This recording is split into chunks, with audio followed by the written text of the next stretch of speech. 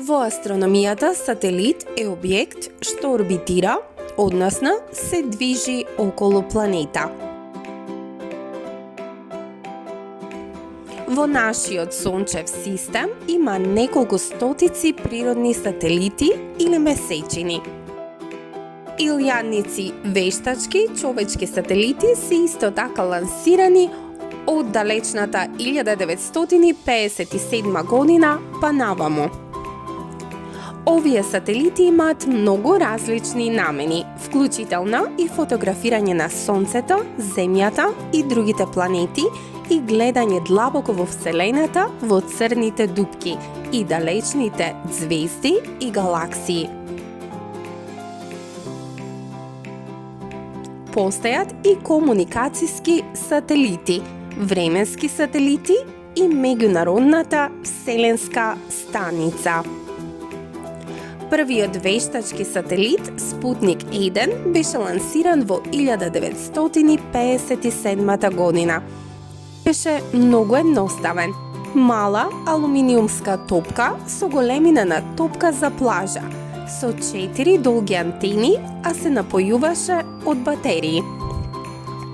Внатре во Спутник имаше радиопредаватели кои испраќаа карактеристичен звук кој се слушаше низ целиот свет. Лансирањето на овој мал и едноставен сателит го означи почетокот на вселенската ера. Современите сателити се многу покомплицирани. Повеќето сателити се дизајнирани да бидат што е можно посилни и полесни. Тие се изградени со користење на истиот основен модел, прикачени антени, соларни низи и инструменти за носивост, како камери, телескопи и комуникацијска опрема.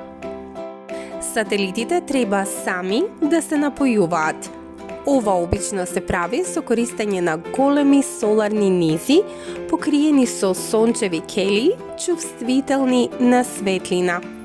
Низите се долги многу метри и мора да се преклопат за време на лансирањето. Кога сателитот оди во сенка, тој ја добива својата енергија од батериите што се полнат. Страната на сателитот свртена кон Сонцето станува многу жешка, додека засенчената страна станува многу студена. Ова е проблем бидејќи повеќето сателитска опрема е чувствителна на екстремна топлина или студ. За заштита на сателитите се употребуваат слоевите кебиња кои изгледаат како алуминиумска фолија за да се задржи топлината и додавање радијатори за ослободување на топлината од електричната опрема.